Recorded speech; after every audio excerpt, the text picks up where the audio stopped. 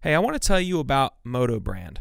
Moto brand was founded during the 2020 COVID-19 pandemic when the sport that we live for was taken from so many of us, whether it's cycling or moto. Waking up on a Saturday morning knowing that your local track was closed, there would be no Supercross, and for many of us that we couldn't even hit our favorite local riding spot or trail with our crew. We are forced to be reminded of how much the sport of moto and cycling truly means to us. Moto brand represents a collection of individuals that not only ride, but live to ride. It's what we think of at all times of the day, and sometimes at a detriment to your relationship with your significant other. It's for those that look at their motorcycle or their bicycle as part of their identity. Maybe it's the way that you bond with your son or your daughter or your spouse. Perhaps it's your way to blow off stress of your day job, or even, hey, it is what it is, maybe even it's your marriage. This sport is more than just a sport. For many of us, it's a way of life. It's what keeps us ticking. It's what keeps us living. Moto brand was created for a purpose, to be more than just a shirt that you can throw on in the morning, but these designs represent who you are and what you stand for. So I encourage you to head over to the motobrand.com, check out our collection. We have a pedal collection and we have a throttle collection, and there are more designs to come that stand for something. So head over to the motobrand.com and we'll see you there. Hey, right now Racer X is offering a pretty exciting promotion for you to sign up for the magazine. If you go to racerxonline.com/moto marketing, anybody that subscribes right now is automatically entered into a pool for an opportunity to win your very own Specialized Turbo Levo. Now, anybody that follows me knows I'm an e-bike enthusiast, along with our friends at the Pulp MX Show and Steve Mathis. We love e-bikes. We have an e-bike team at Impakt, and we're all about it. And you can win your very own Turbo Levo, which is specialized, top-of-the-line, pedal assist mountain bike. It's what I personally ride, and I can tell you, man, they are a blast. So go over to racerxonline.com/moto marketing for your opportunity to get your very own e-bike. Welcome to the Moto Marketing Podcast, presented by Racer X, the podcast for moto industry professionals, entrepreneurs, and riders. If you want to grow your brand and business in today's digital-first world, you have to know how to turn a stranger into a fan, turn a like into a customer. You have to know how to turn attention into dollars. This podcast is dedicated to keeping you in the know on real marketing tactics that work in the moto world so that you grow your business and help grow the sport. Get ready to learn from the very same marketing experts trusted by Racer X, Lucas Oil Pro Motocross, GNCC, and NBC Sports. They'll help you navigate the world of digital marketing for your moto brand. This is the Moto Marketing Podcast. Presented by Racer X. All right, guys, welcome back to another episode of the Moto Marketing Podcast, another video and audio episode. If you're listening to us on iTunes, I appreciate you being here. Be sure to hop over to YouTube for as many of these episodes as we can. We're going to bring you a video version so that you can see our guests and get that experience as well. Hey, I'm excited about today. We've got somebody that, if you've ever done any advertising in Racer X or any of their properties, you know my friend on the line today, Scott Wallenberg. He's a 20-plus year veteran with the Racer X brand, and somebody that just knows moto inside and out. And I learned that he's also a musician, which I thought was pretty cool, pretty unique. He showed me his office before he jumped on. He's got guitars all around it. Super cool. So, Scott, I'm really excited to have you on the show today to talk about your background. It's rich in moto, and then I want to take a little bit of a deep dive into advertising and the different options that people have with traditional print media, online, audio, podcasting. You're the guy that knows all about what those options would be, so I want to dive into that today. So welcome to the show. Oh, thank you very much. I'm happy to be here. Honored, actually. This is, I guess I would say, my first podcast. There you go. That's right. Yes. So I've had a few things before, but they weren't called podcasts then. They were just just an interview or something like that. Come be awesome. A guest on our show. There you go. So anyway, so this is fun. Cool. I'm glad to be here. Yeah, we're happy to have you. I think every time you and I have been able to interact or had conversations. We're both going 100 miles an hour. Most of the time it's been at the AIM Expo, to where I'm going one way, you're going the next, and we use the Racer X booth as a place to stop and get water and then go back at it. So I've never actually had an opportunity to sit down and learn a little bit about your background. So for those that might not know you super well, let's talk about it. Where did the whole moto industry start for you? How did you get your start? Okay, real quick, my dad, World War II veteran, rode motorcycles and had his own Harley and an Indian and a Henderson 4-cylinder bike. And anyway, like a lot of people, went into the war, came back, and then he kind of forgot about bikes. He was a radio man, and he had his own television shop back in the old days. And so back in about 1968, he traded, a guy had a Honda 50cc bike and traded an 8-track tape player for it. So that rekindled motorcycles in my dad big time. So naturally, I was riding on the back. So with him, and then he got a bigger bike, and then I remember these dates, big change in my life. We had been to some motorcycle races, flat tracks and things like that, but a friend said, why don't you come up to Wisconsin? I grew up in the Illinois area, Chicago suburbs, to see this thing called a Moto X. They didn't even call it Motocross on the poster. It was a Moto X. And so it was November 2nd, 1969, Elkhorn, Wisconsin, an actual Interam motocross race. Torsten Hallman was there. Oki Janssen, Bengt Auberg, all the big names, the CZ riders, the American guys at the time, Brad Lackey and some others. And I thought this was the greatest thing that I had ever seen in my entire life. And I said, this is what I want to do. I want to be involved in this sport of motocross. And so we just kind of dove in. I was only 13 years old, I think, at the time. But I started riding the Honda 50, and then you get a better bike and a better bike and a better bike and things like that. And my dream was I wanted to get a pro license and race a national. That was it. I didn't say I wanted to be the world champion. I didn't say I wanted to be the national champion. I just wanted to race pro. And so I did get my license. Took me a few races to even make the final. Just to get in was a tough thing, with 80 guys going for 40 spots. 10 of them were pre-qualified. But I will say this, and on the front cover of my hero, Marty Smith. Oh, that's cool. And Marty Smith and I actually rode some Swedish motorcycles called Monarchs back before he got super famous on Honda. But ironically, the first national that I made the main, I had to go through a 10-minute qualifier and a 10-minute last chance before I could get into the 40-minute plus 2 laps motos, was promoted by Davey Coombs' dad. It was in Brewston Mills, West Virginia. Wow. And August 5th, 1975, I think it was. Anyway, I made it in. It was 90 degrees. The humidity was unbelievable, but that's how it is in August in West Virginia, right? Right. So Marty Smith lapped me twice in that thing. But hey, I made it in. You made it in. I made it in. It took me a few times. And anyway, fast forwarding though, my dad and I were the first distributors ever for FMF. Back in the Midwest. We made an order we met those guys and Donnie Emler and the crew, and my dad goes, we're going to order 100 pipes. And everybody was like freaking out going, what, 100 exhaust pipes? But my dad said, don't ship them all at once. I want you to ship 10 a week. And my job was to drive around to motorcycle shops and whatever and sell enough of those 10 pipes to pay for the UPS Blue Label cash only COD order that was going to come the next week. So I had a little pressure on me, but that gave me the background of going to call on dealers. Yep.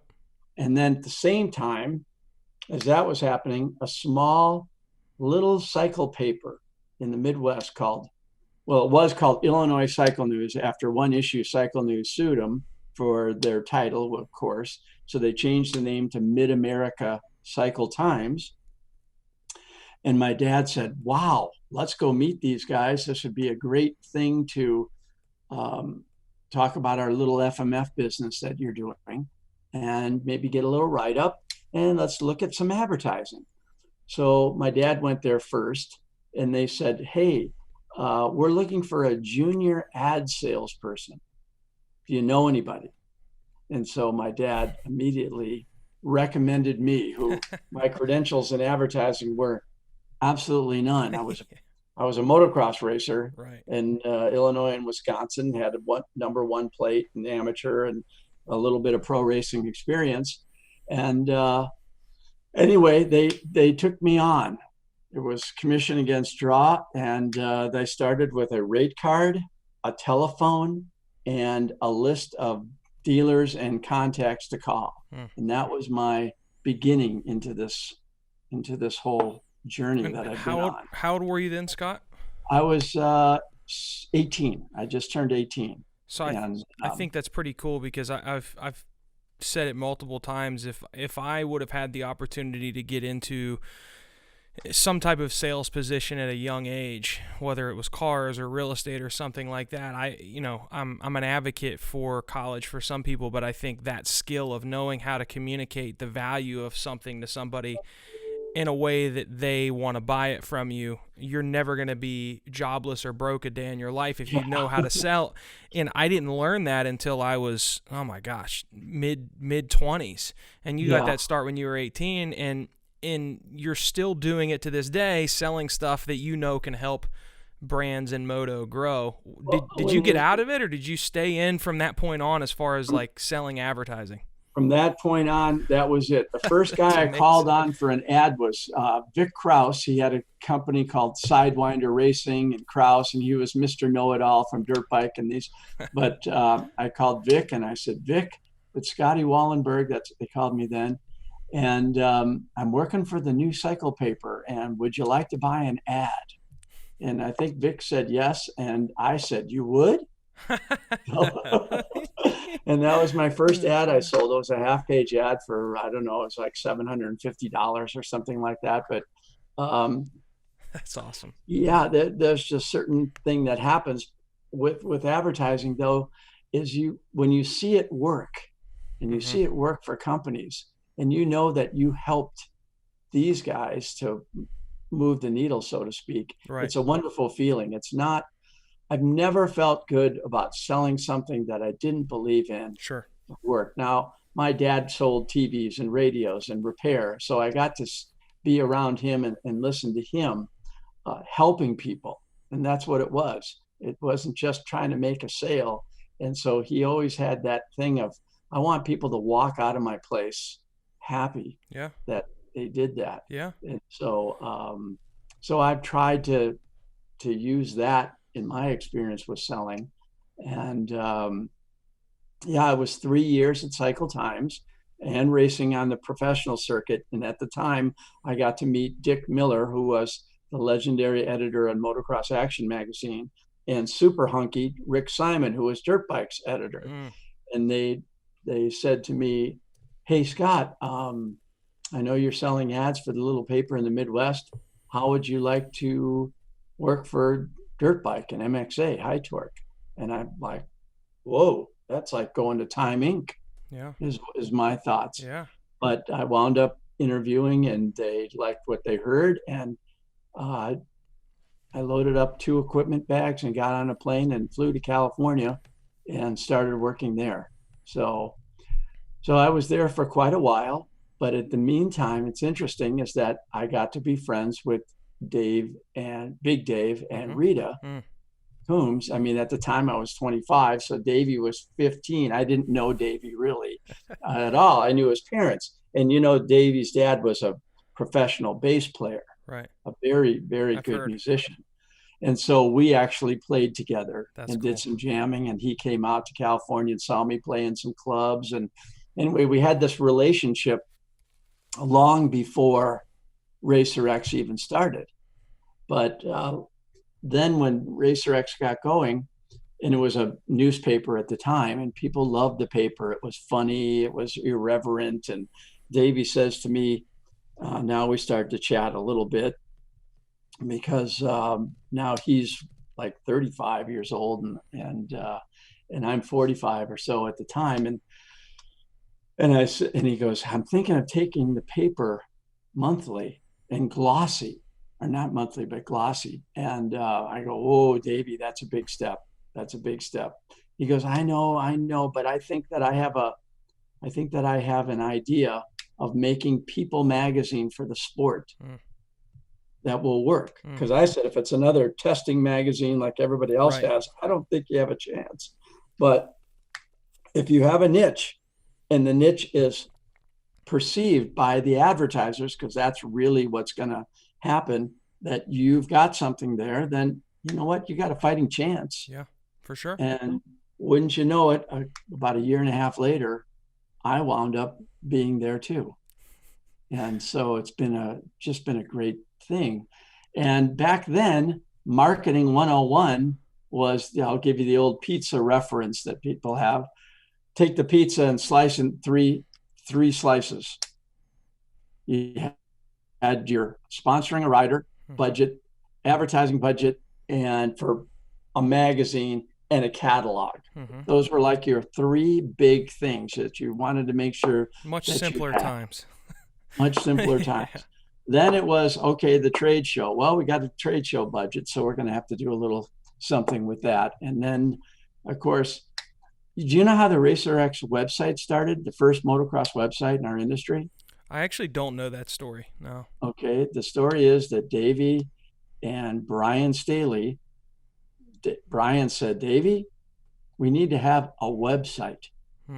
Okay, what do we do? They went to Barnes & Nobles and bought Website for Dummies and followed it page by page to assemble the very first Racer X website. Yeah, that's how that thing got started. And this was before I got there, right around that time. But it was kind of interesting is that I remember when they decided the first time, it was just some news right in the middle of the page. That was it. Yeah. And then they did the first ever redesign of the website. And I remember people calling me going, that's it, you guys, you've killed it. You're going out of business. I go, what? No, this is too complicated. 3 columns on the side and all that. Yeah, yeah. But people, whenever they change something, you adapt to it quickly. And obviously being the #1 motocross website is just a wonderful thing. But for a marketing company, yes, now, Scott, that pizza is now a video guy and a social guy, right? And a your print specialist, your online person, your graphic artist, but it's all coming out of that same pizza. Right. The pizza didn't really get larger. In fact, in some cases, it got smaller. Yeah, exactly. So that's such a good analogy. That's funny.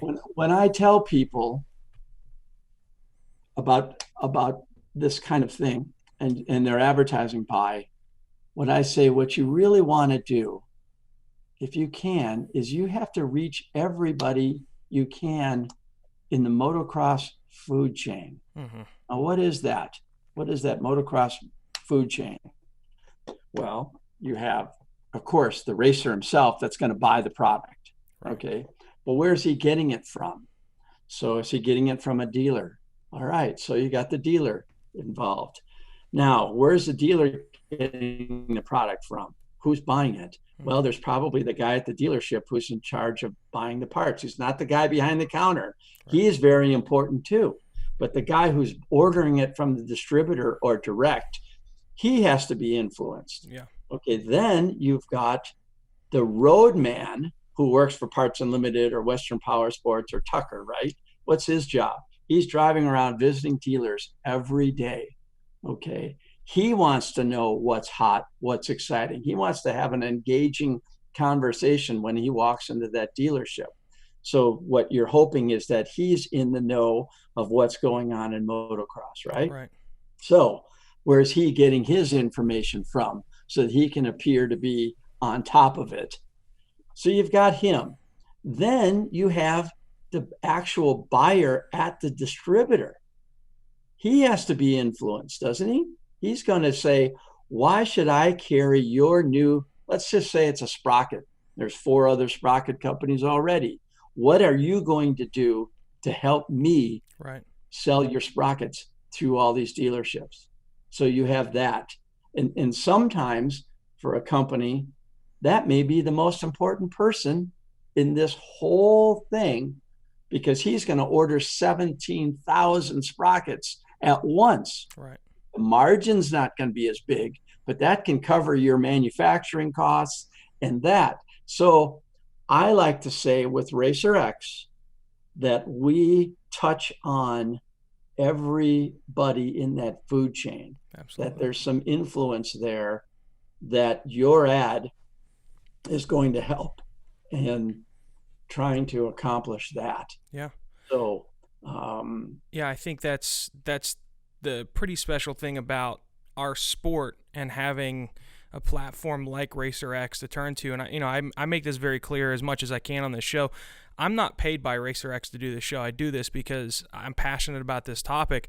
So when I compliment Racer X, I'm certainly not being paid to do that.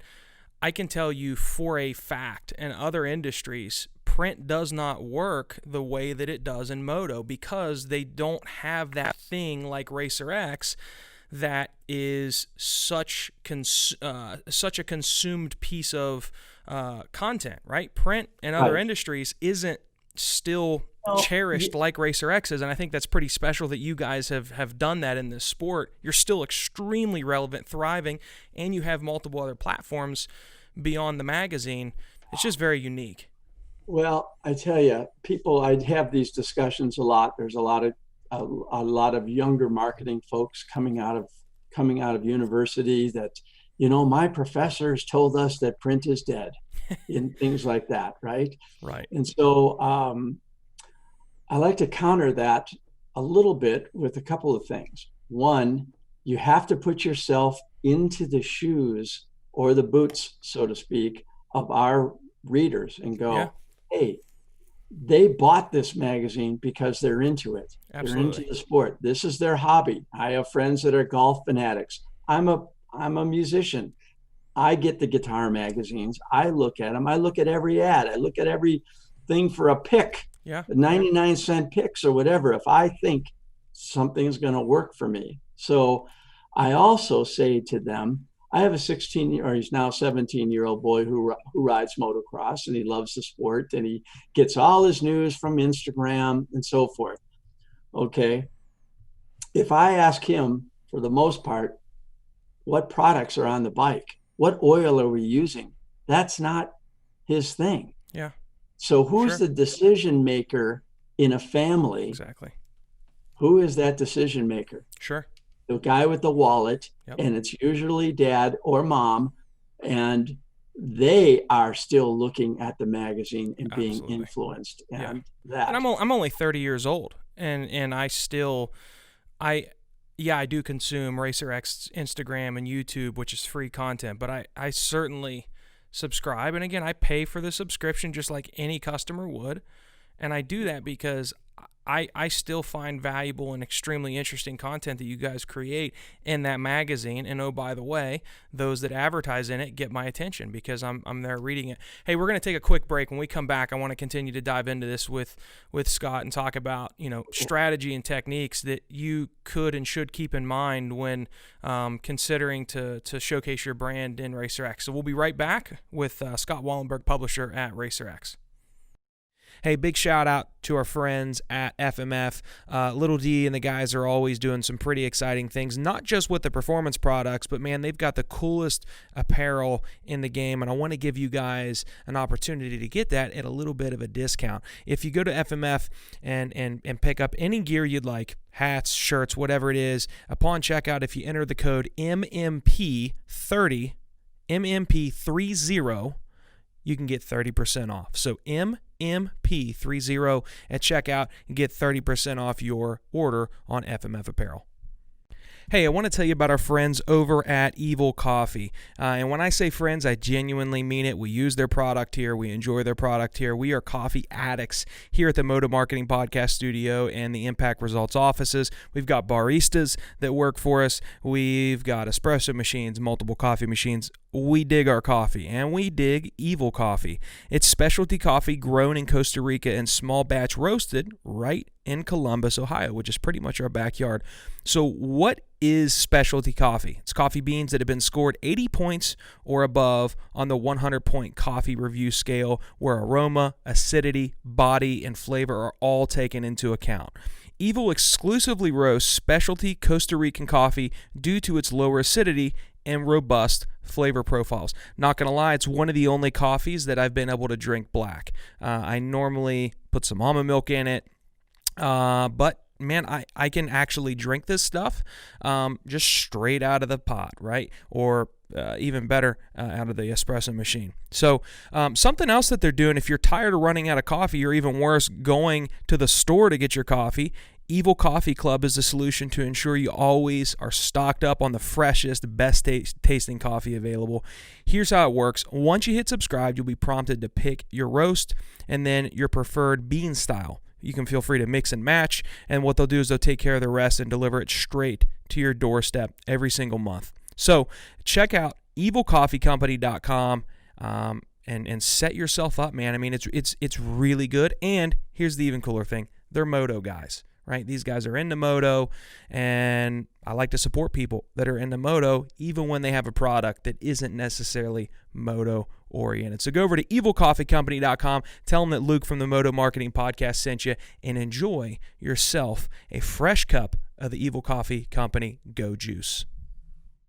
All right, welcome back again. We've got Scott Wallenberg, publisher at RacerX, with us, somebody that's got a rich history in Moto, and there's nobody that knows better what you should and could do to get your brand out there to the core Moto fans than Scott. And Scott, when we left off, we were talking about, print, and obviously now there are other options out there, and you'd mentioned that you've had people make the comment to you, and I've heard it as well, that, well, I've heard print is dead. And my opinion on this, and again, it's my opinion, I think where that comes from is when people look at local traditional newspapers. Do I believe there is value for John's car dealership to advertise in the local newspaper? I do, but is it the same as 2001? Absolutely not. And I think the reason that's where print is dead comes from is because the newspaper doesn't focus on something that we're passionate about. It focuses on local gossip, for lack of a better way of putting it. Right. With something like RacerX, I've said, look, my dad and mom still have every RacerX that I got from the time that I subscribed when I was like 9, 10, or 11 years old at the house, because I never threw them away. So that means companies that paid to advertise with RacerX 10, 15 years ago are still getting my attention because I don't throw that thing away, because it's something that I'm passionate about. The newspaper, if I ever did read it, I'd throw it away when I was done. Very different than what you guys are doing. Sure. Well, I have the collection of magazines. I tell you, the one thing I really love is race programs. And I have race programs from way back, from the first races that I went to. That's cool. And I still look at those, and it's still, because it does bring you back to certain eras. I race vintage motocross too, by the way. I still race. And so do you do Daytona Supercross, the vintage Supercross? I didn't make it down for that one yet. I know Davey's starting to urge me on that one. I actually promote an event up here, the largest vintage motocross event in the Northwest. Oh, wow. once a year. Very And cool. we bring in special guests. We've had Torsten Hallman himself Wow. from Sweden, and Pierre Carsmakers, and Brad Lackey, and Damon Bradshaw, and Danny Laporte. So that's something that we do every year. And it started out as a lark almost, because Boise is growing, but it's the biggest city in the middle of nowhere in the United States. That's the awesome. next closest city is Salt Lake, and that's 400 miles away. That's wild. So we know it's a haul. So when I told these guys, I said, hey, do you think we could put on a vintage race here so we don't drive that far? Little did I know what I would get into with that statement, but we did. In our first year, we had 67 entries. That was 12 years ago. This year, we had over 300 each day. Wow. So this vintage thing is still, it's still thriving. That's crazy. Growing like crazy. And so, hey, anyway, I had a conversation. Go ahead. I had a conversation with the guys at MX Tech last week, and they advertised with Racer X, and he had mentioned something that I was glad he brought it up, because you and I were doing this podcast, soon after. He had mentioned that, so he advertises, and I believe he's doing the podcasts, and he's also doing some stuff online on Racer X Online and in the print side of things.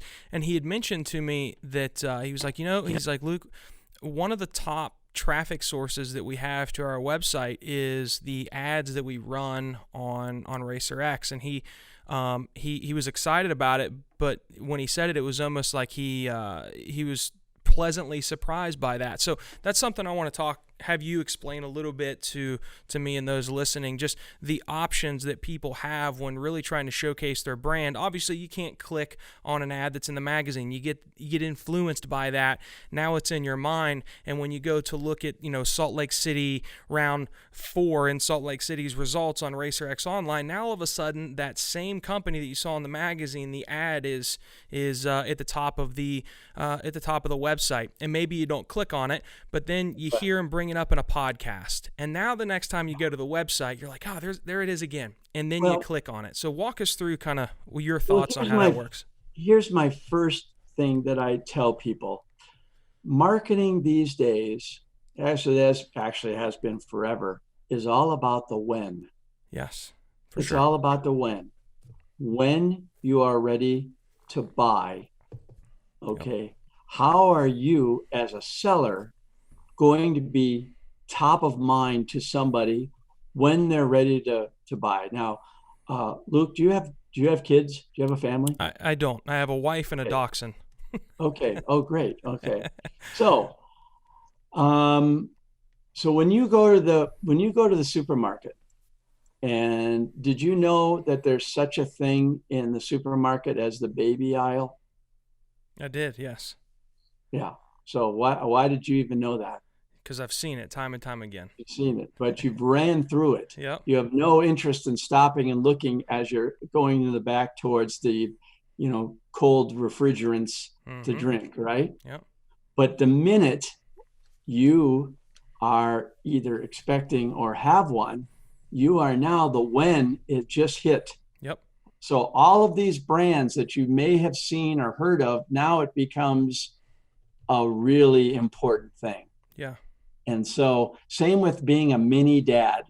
Until my kid was 5 years old, I really didn't look at mini safety equipment, mini anything. Sure. But the minute they hit that age, now everything that you ever saw is running through your mind.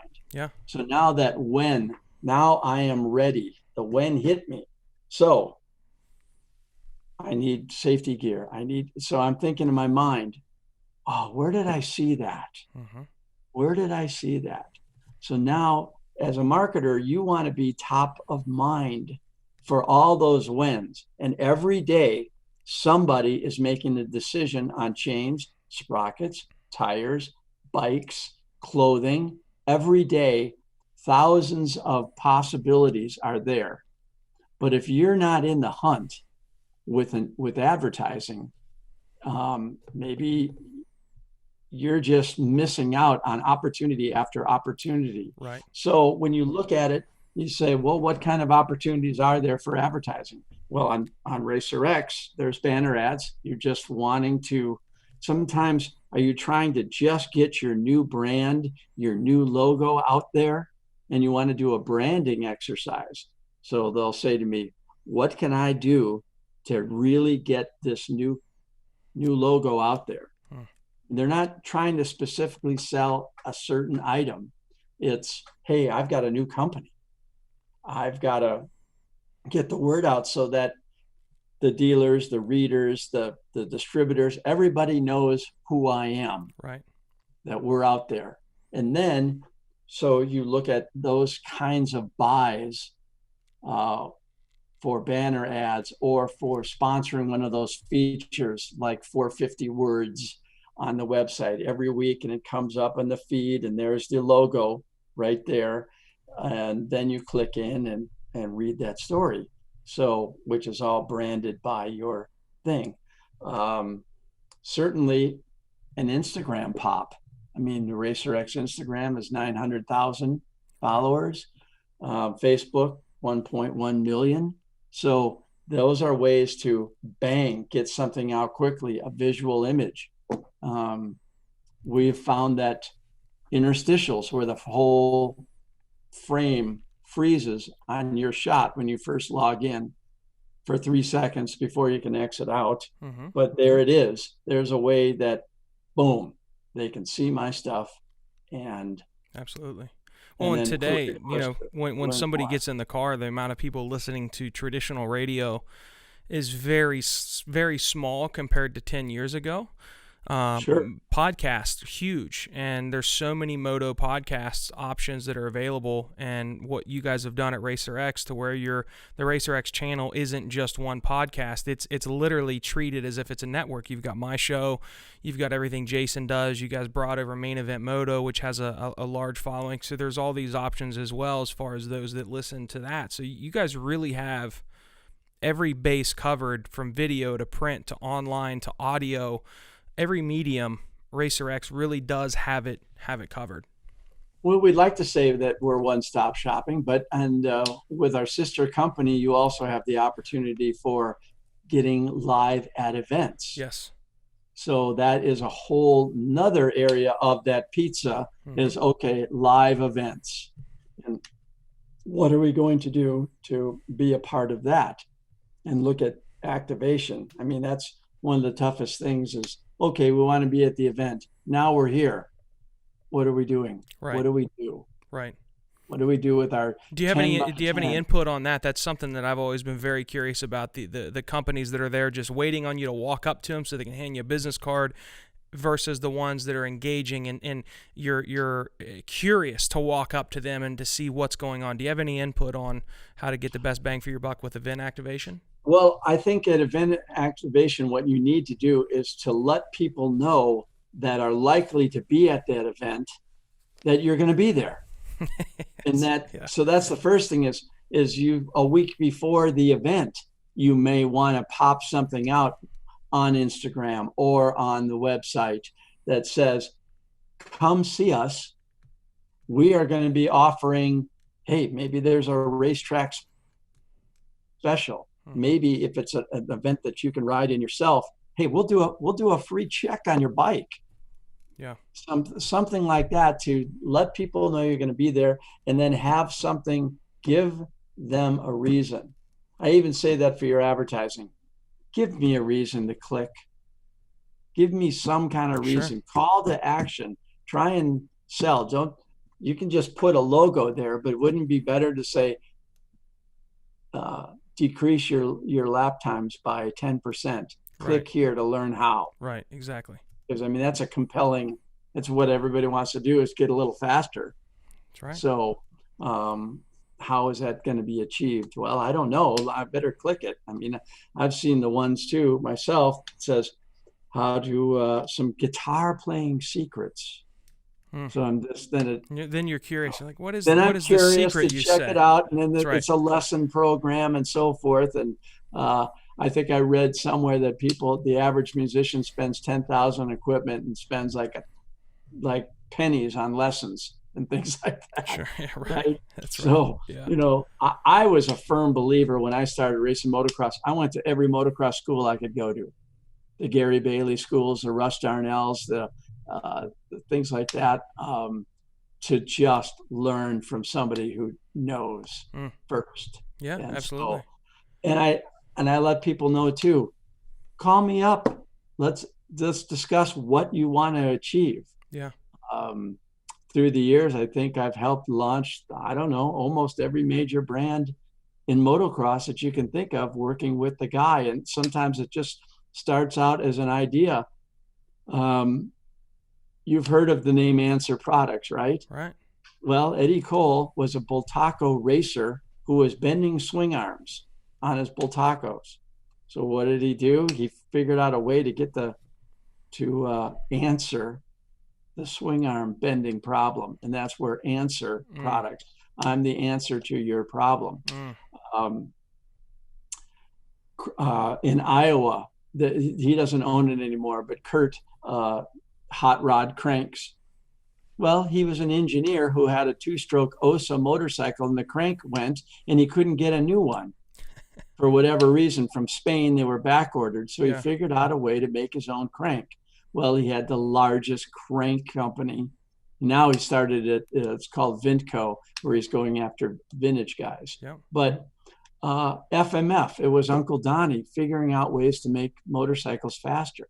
So that's the first thing. But a lot of these guys, they know how to do that, but they don't necessarily know how to market.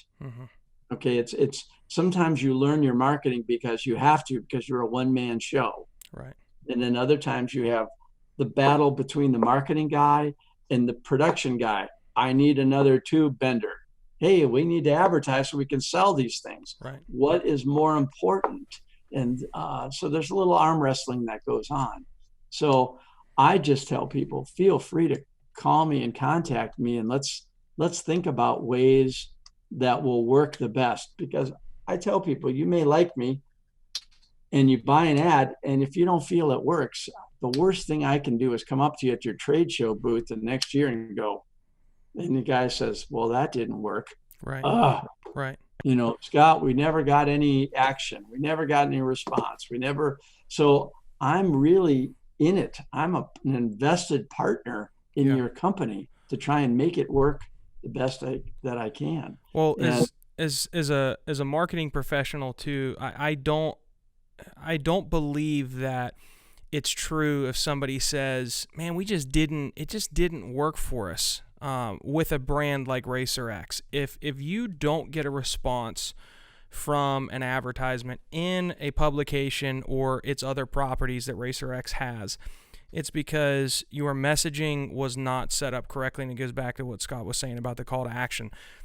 Anybody that follows this sport to any level consumes Racer X over pretty much any other platform out there, some part of Racer X, whether it's video, audio, or print. It's all about what's your hook. It goes back to, Scott, what you were saying about the event activation. Are you just there, or are you doing something to entice somebody to come up to you? Your advertisements have to have that. So without a doubt, if you get the messaging right, you will get the value out of Racer X. And again, I'm not paid to say that. I believe in it because I've consumed it since I was 9 years old. And it's the reason I mean, FMF is a client, but I owned FMF products long before that, and it was because I was influenced time and time again from seeing their stuff in Racer X. So it does work. It's just a matter of the messaging. Right. What's the way somebody... Go ahead, Scott. I'm sorry. Well, I was going to say, sometimes I'll have a new advertiser, and he'll send in his ads, and we'll look at it, and you go, you know what? I think you need to go back to the drawing board on this. Yes. I really don't think that this is going to achieve what you want. And it's painful. It's painful sometimes on two fronts. He doesn't like to hear it. Yeah. And I don't like to wait another month if we have to hold the ad for a month while But if anybody knows it's you've been in this for so long and you've seen everything that does and doesn't work, that if someone like you, and I was a paying customer, said to me, man, I don't know that this is going to work for you, you probably should listen to Scott because you don't want to tell them that because you want to get it going, but you know what's going to work because you've seen everything top to bottom.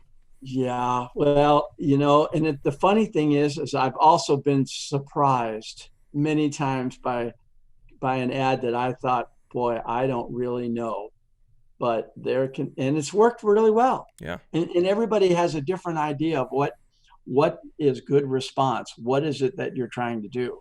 Right. Again, it might be just to get that one big distributor order. And if that's what achieves it, great. Absolutely. That's what they're happy for that.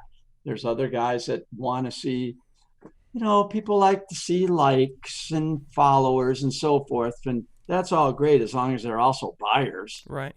Sure. So, the expectations that you have are pretty varied. So one of the things to ask is, what are you trying to accomplish?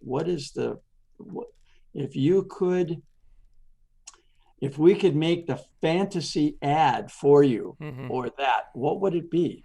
What would be the thing that, now sometimes it's achievable and sometimes it isn't, but you're always working and tweaking to go to that. But one thing I did want to tell you too, is that in the digital world, maybe I'm tooting the horn a little bit here, but we made a switch to where we deliver RacerX digitally with an all new scrollable platform.